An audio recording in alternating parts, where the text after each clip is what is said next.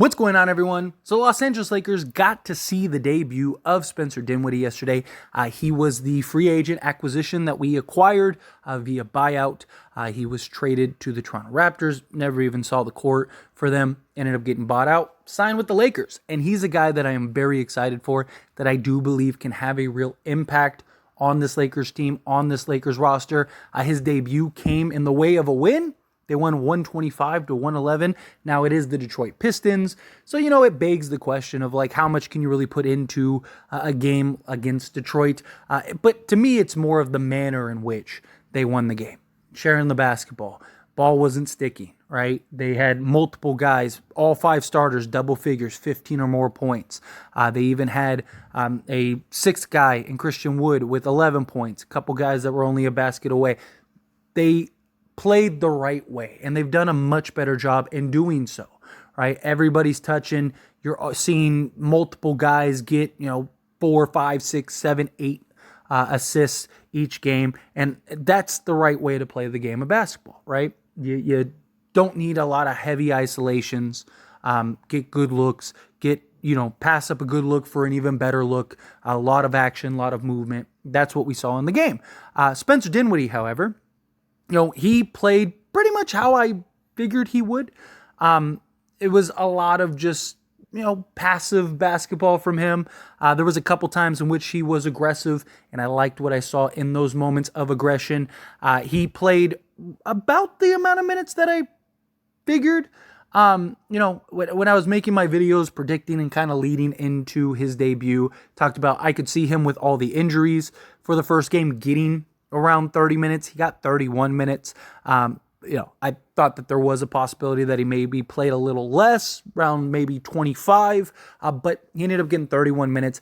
And if you just look at the surface, right, if you didn't actually watch the game, you didn't really watch him play, you saw a guy that got 6 points, 2 rebounds, 7 assists, 2 of 6 from the field, 1 of 5 from 3, 2 steals, 4 turnovers. He was a +5. You see that, you're like, oh, he didn't have a good game at all, right?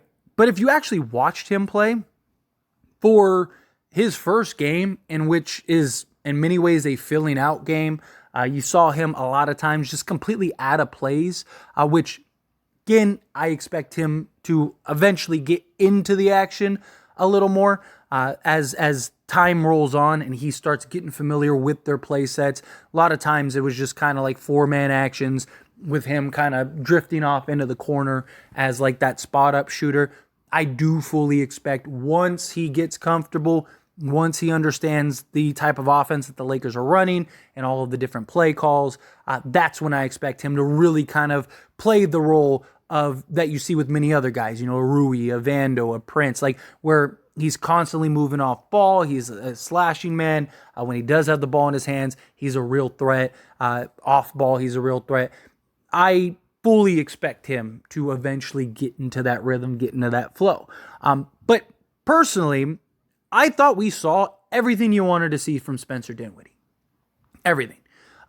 He had moments where he was very good on the defensive side, staying in front of guys, using his length, using his speed, using his athleticism. You saw the pace that in which he is able to just kind of take off and go. You saw his athleticism.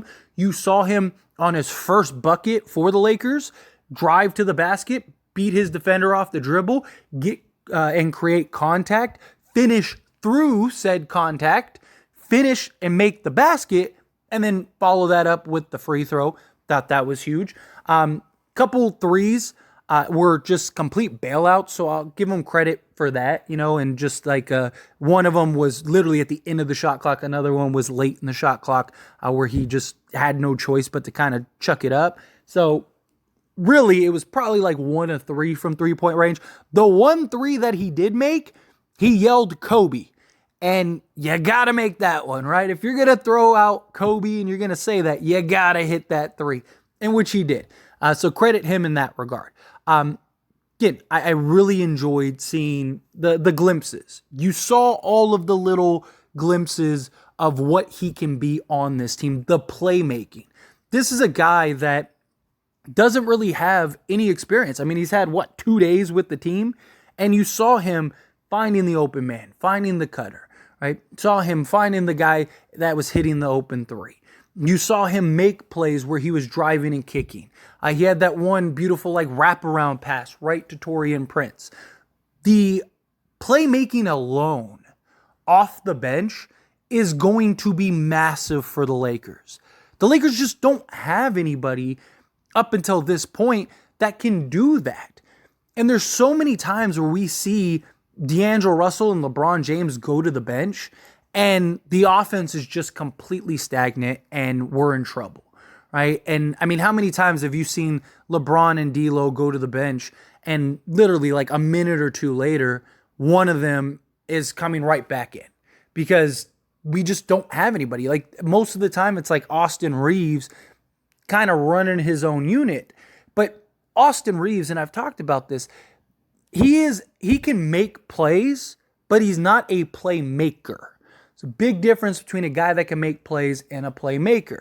A guy that can make plays, he can find the open man. He can find the occasional cutter. Something opens up, boom, he's there. A playmaker creates those and sees them before they develop, right? You see D'Lo. D'Lo will make something out of nothing at times. And he will see things develop literally moments before it actually does. He constantly has his head on a swivel. He doesn't really get that tunnel vision. Yes, he's at times looking for his shot, and if he can get it, he'll go get it. But you'll see where D'Lo is being aggressive, getting downhill, gets into the teeth of the defense, and then boom, there's the cutter, and he's just right there, right? Austin Reeves at times doesn't do that. He doesn't see the floor the way that a guy like D'Lo does. Well, you saw Spencer Dinwiddie see that. You saw him go and, get into the teeth of the defense, find the cutter or kick it to the outside man. Those kind of things are going to be very valuable as we go forward because we just didn't have anybody that could do that. We got to see the 3-guard lineup. And I do think, again, it's something that could really work. Don't want 30 minutes of it, but, you get a solid dose of it, call it 15 minutes a game or something. I'm totally okay with that. Spencer Dinwiddie, you saw how big Dinwiddie looks, how his size. He's 6'5", 6'6". You got Austin Reeves, who's 6'5", right? And especially right now, who are the better options, really? Once Vando and everybody comes back, it'll be a little interesting to see how it all plays out. But I don't mind Spencer Dinwiddie out there with Austin Reeves and D'Lo, along with, LeBron and AD or, LeBron and Christian Wood or LeBron and Jackson Hayes, whatever.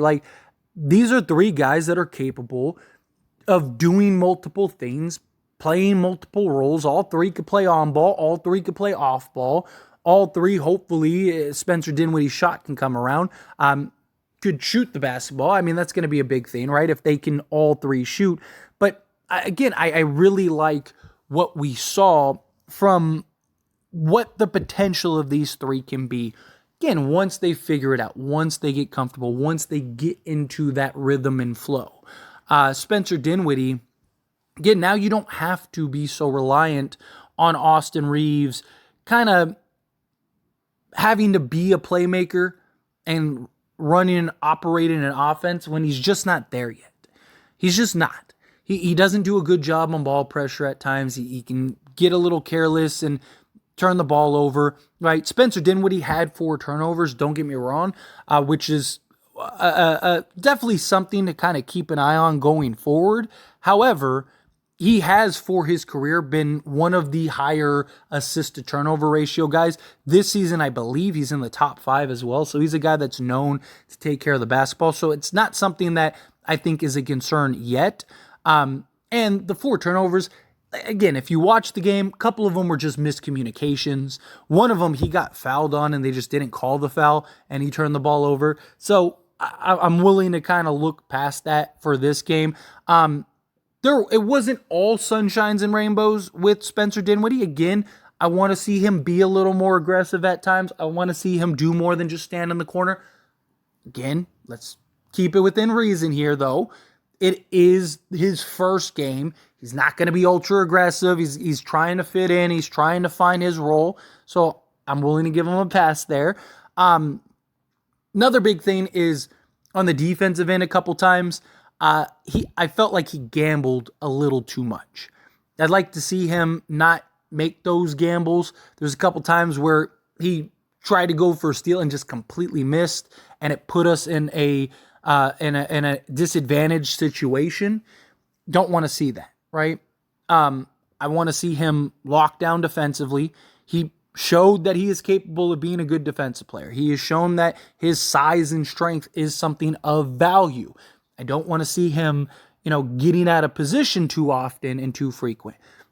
Again, guys gamble, guys take things, so I'm not trying to get on him too much yet. We'll see how things go and how things develop. But I can't just say like everything was great with him and not point out some of the flaws. Again, obviously some of the offensive things are of interest, but again, he took 6 shots, 5 of them were threes. 2 of those threes at least were bailout threes. So really, let's call it he was 2 of 4. If you don't count those bailouts. Like literally one of them was at the very end. He just got the ball and had no choice but to throw it up. Another time was again late in the shot clock where he had to put it up. So not really going to get on him too much with that. We'll see how it goes and how it continues. But he'll also get more comfortable. He'll find his spots on the floor. The other playmakers besides him, LeBron James, Anthony Davis, D'Angelo Russell, Austin Reeves, those guys, they'll be able to go and find him in his spots where he's supposed to be. He'll start being part of the action instead of kind of just being the off man at times. And he'll get more and more comfortable and find his rhythm and flow. But more than anything, it was just so nice to have somebody that could make plays off the bench. I mean, he was second on the team in assists, right behind LeBron James. Right? LeBron had 8, he had 7. That is just, it's so refreshing to see that off the bench because we haven't had it literally all season. And even Gabe Vincent, even if he was healthy and he is here, he's not a playmaker, right? He's closer to Austin Reeves than he is to D'Angelo Russell, where he's a guy that he can find the open man, he can run the simple play actions, pick and roll, stuff like that. But he's not a guy that you're looking to really get other guys and make other guys better and put other guys in position. A guy like D'Lo, a guy like Spencer Dinwiddie really can. And I just love our guard unit now, right? Once everybody comes back and is healthy, I mean, you're talking, and really, I mean, you could even run Max Christie until Gabe Vincent gets back. Once Gabe gets back, I'd like him to be in the Christie role. Nothing against Christie. I love Max Christie, but he's a 20-year-old kid that makes some mistakes at times, gets beat at times, and plays like he's 20 at times, right? Where Gabe Vincent, more experienced, more polished, guy that, was a starter in the NBA Finals. And I just really like that 4-man rotation of D'Lo, Reeves, Spencer Dinwiddie, and Gabe Vincent. You can always have a playmaker on the court, which is good between Dinwiddie, D'Lo, and LeBron. And that's where I think the most value from Dinwiddie is going to come from, is again on the playmaking side of things, on that I can now rest. One of the big issues, LeBron playing like 36 minutes a game. But the issue with that is it's like D'Lo is your best volume shooter and has been your best shooter all season. So you got to play him as much as you possibly can. And then LeBron James is your best playmaker, not named D'Angelo Russell, right? So it's like you're almost obligated to play them 34 to 36 minutes a game because you don't really have a choice. You don't have anybody else. Well, now you do. So now when LeBron James goes to the bench, he can actually get some rest and the offense won't just go completely stagnant, because that's a real problem, right? LeBron and D'Lo, you starting them both, which you got to. Again, D'Lo's your best shooter. LeBron is LeBron. But the problem is there's going to be minutes where you're going to have to sit both of them. You just going to have to, right? And so you see in those moments, the Lakers they struggle, and they struggle mightily. Well, now you have Spencer Dinwiddie to where it's like, hey, LeBron, don't worry about it. Get some rest, kick your feet up. I got this. Don't trip. And he's a guy that can generate and be a guy that runs the offense and can make plays for himself and others, right? And he's in many cases, he's going to be going up against bench units. So he's already had tons of success as a starter. Imagine what he's going to look like against bench units and stuff like that. It's just such a nice luxury to have, and look, even if he's not like a 15 to 20 point a game guy, like if I would be totally okay, in all honesty, if he buys in on the defensive side and gives me like 10, 4, and 7 off the bench. Give me 10 points, 4 rebounds, 7 assists, and just be locked down defensively. I mean, that's more than enough, right? Like if you told me you could have Spencer Dinwiddie be the defender he's been with Brooklyn, but he'll give you 20 points, 4 rebounds, and 4 assists or whatever.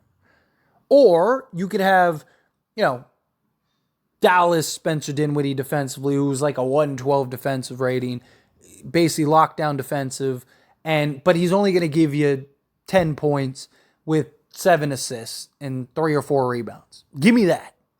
Because we need that more. We need a guy that can make plays for others when LeBron and D'Lo are on the bench, but also be a defensive guy when you're playing alongside those guys or when they're on the bench. I would take that all day. But again, was it the best debut ever? No, of course not. But you saw everything you needed to see, and it all looked really good. Again, if you watch the game, I really liked what we saw from Spencer Dinwiddie. Personally, and again, I want to hear your thoughts and opinions as always, because this is a discussion. I would give Spencer Dinwiddie a B. There were good things, there were bad things, right?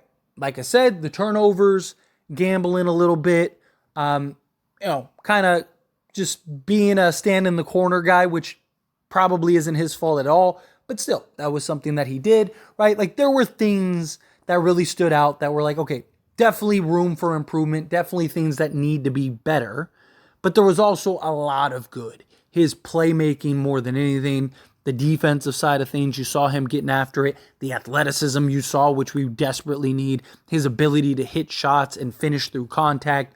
All of those things I thought were great. Everything you wanted to see. Like if you had a checklist of everything you wanted to see from Spencer Dinwiddie, you checked off every box of that list. So to me, it's a B. If you wanted to give him like a B+, I wouldn't even argue it. Wouldn't argue it at all. But for me, B. What do you think? Again, love to hear your thoughts and opinions down in the comments. That being said, if you haven't liked this video, hit that like button. Helps me a lot. Lets me enjoy these types of videos, and I truly appreciate it. Not subscribe to the channel, hit that subscribe button. Turn on the bell notifications. Appreciate y'all. See you in the next one.